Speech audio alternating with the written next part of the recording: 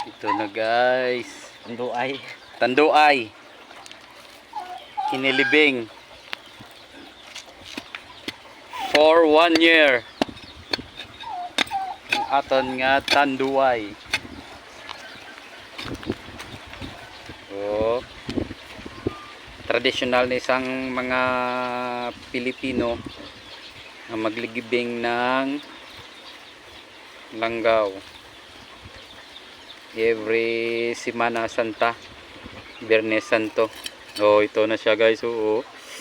Wow. Yan. Ito ang libing natin, no? Na. Ano?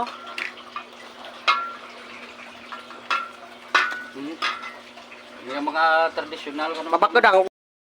ito na nga ton nga linubong langgaw. See you next year. Muna ang mga tradisyonal sa mga Pilipino maglubong langgaw kada Biyernes Santo. Paalam, mahal kong langgaw. Nakikita muli tayo sa susunod na taon.